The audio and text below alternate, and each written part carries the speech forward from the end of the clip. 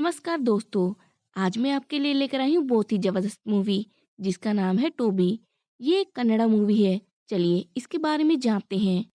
Film के starting scene में हम देखते हैं कि गांव में रिचुअल चल रहे हैं और एक आदमी के अंदर देवी माँ खुद आई हुई हैं और देवी माँ कह रही हैं कि जिसकी बलि देनी थी वो तो वहां से जा चुका है, उसे नहीं जाना चाहिए था।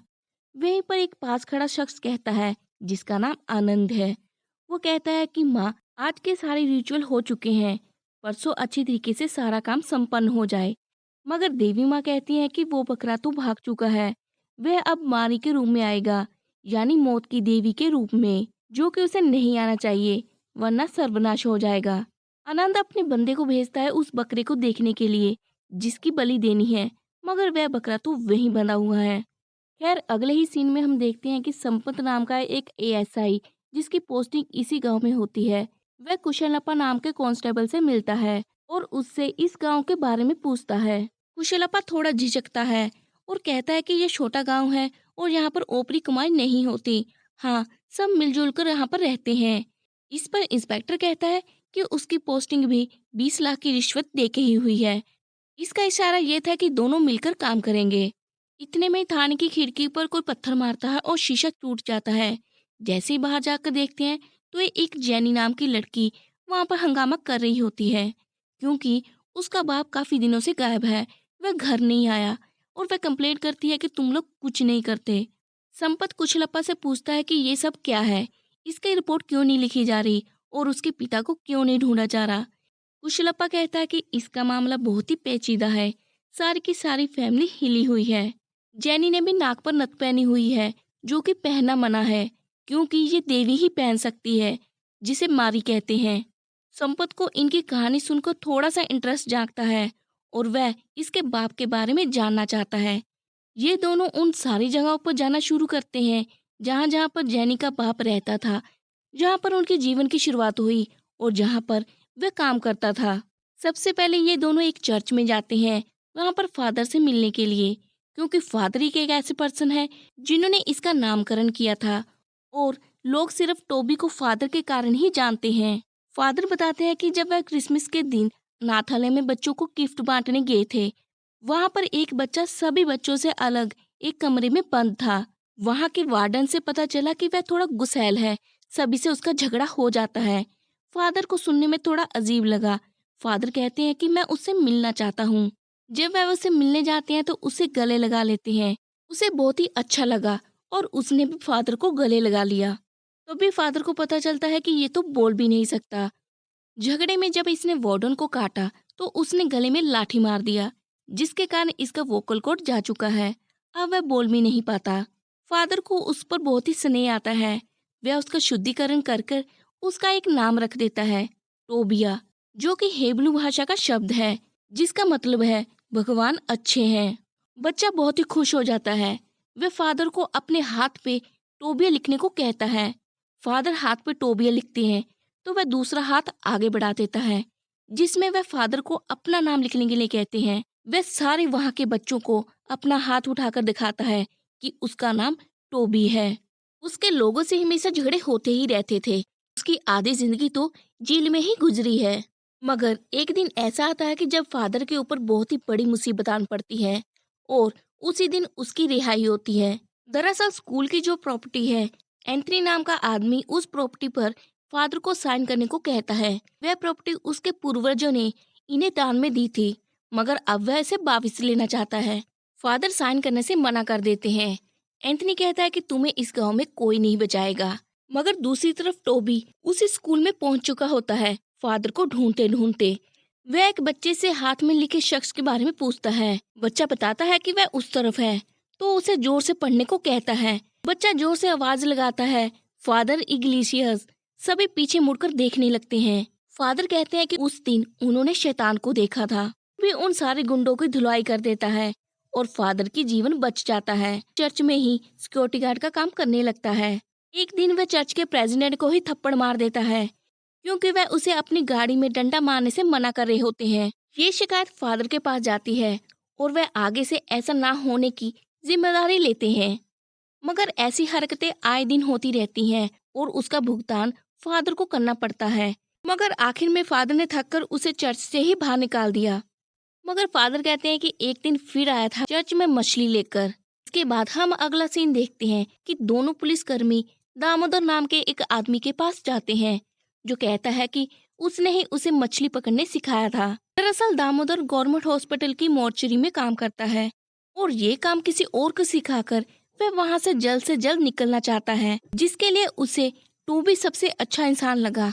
उसे लगा कि वह इसे सिखाकर वहां से निकल जाएगा, क्योंकि टोबी कुछ ज्यादा सोचता नहीं। एक बच्ची की रोने की आवाज सुनती है। उधर टोबी मछलियां साफ करने लगता है तो उसे वहां पर एक नथ मिलती है। उसे वह संभाल कर अपनी जेब में रख लेता है। टोबी उस बच्ची को मोर्चरी में ही पालने लगता है और उसके साथी लोग उस बच्ची को पालने में उसकी मदद करते हैं।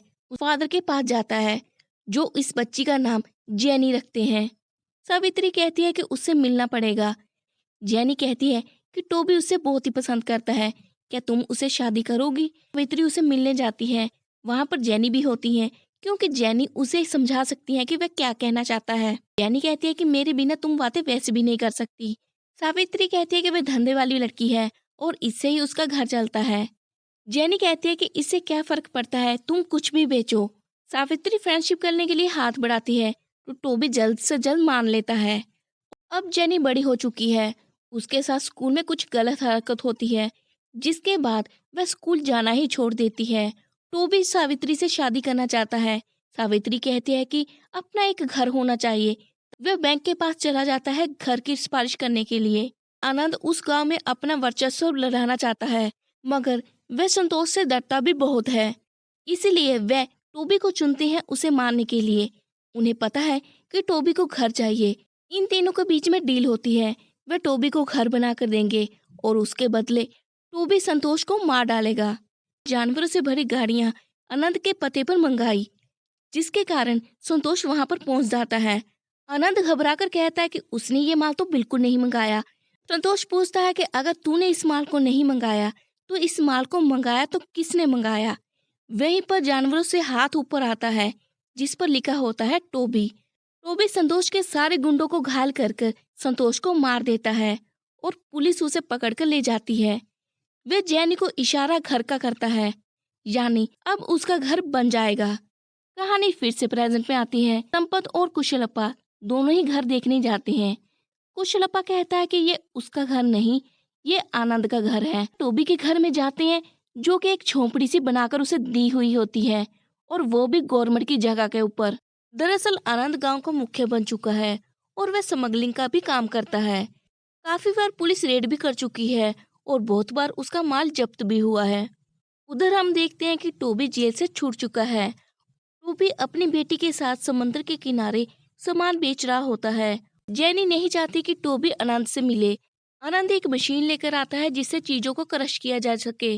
टोबी एक बार फिर से अपना घर बचाने के लिए किसी की जान ले लेता है। ये सिलसिला यही नहीं रुकता, क्योंकि इलेक्शन होने वाले हैं और वह अपने ओपोजिशन को भी मरवा कर उसी मशीन में टुकड़े करवा देता है और ऐसे इलेक्शन जीत जाता है। जेनी को पता चल चुका होता है कि गांव में होने वाले कत्ल में आनंद का हाथ है और वो ही टोबी से ये सारे काम करवा रहा है।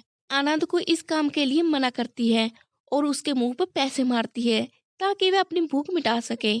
आनंद इस बेइज्जती का बदला लेने के लिए टोबी को पुलिस से अटवा लेता है और ये सिलसिला बार बार चलता है और टोबी को पुलिस से छिड़वाने के लिए जेनी का शोषण करता है। ये बात प्रशांत को भी पता है, जो कि जेनी का बॉयफ्रेंड है और आनंद के यहाँ पर काम करता है। प्रशांत वही लड़का है जिसके कारण पुलिस को आनंद की इलीगल एक्टिविटी के बारे में पता चलता है और प्रशांत ही आगे आता है जब सभी को पता चलता है कि जेनी प्रेग्नेंट है। टोबी इसी कारण घर छोड़कर मॉर्चरी में फिर से चला जाता है और आनंद प्रशांत को मरवाने के लिए टोबी का फिर से सहारा लेता है। टोबी प्रशांत को मारने ही वाला होता है, तभी जेनी वहां पर आ जाती है। कि पीछे क्या क्या हुआ उसे सारी बात समझ में आ जाती है। उसका खून खौल उठता है, मगर आनंद के लोग आकर प्रशांत को मार देते हैं। मगर टोबी बहुत ही बुरी तरीके से घायल हो जाता है। उसे इलाज के लिए तुरंत हॉस्पिटल पहुंचाया जाता है। हॉस्पिटल में टोबी का इलाज चलता है और वहां का डॉक्टर कहता है कि वह चाहता है कि वह जिंदा ना रहे, उसकी बेटी को आनंद ने मार दिया। ये सारी बातें टोबी सुन लेता है और वही कूड़े के ढेर में पहुंचता है, जहां पर किसी को मारकर उसका कीमा बनाकर वहीं फेंक दिया जाता है। टोबी को वहां पर जैनी की नथ मिलती है और वह एक पंडित के पास जाता है जिसे वह अपनी नथ बींधने के लिए कहता है, मगर उसकी जिद के बाद वह उसकी नथ बींध देता है और वही सिक्के जो जैनी को आनंद ने रात गुजारने के लिए दिए थे, उन्हीं सिक्कों को वह पंडित को देकर अपना नथ बिंदवाता है। वह घोड़े पर सवार वहीं रिचुअल वाली जगह पर जाता है जहाँ पर सभी गांव के लोग इकट्ठे हुए हैं और वहां पर आनंद और उसके आदमियों को मार देता है, मगर वहीं खड़ा पुलिस वाला उस पर गोलियां चलाकर उसे भी मार देता है और उसकी नातिन को पादरी अपने साथ ले जाता है और यहीं पर यह कहानी खत्म हो जाती है।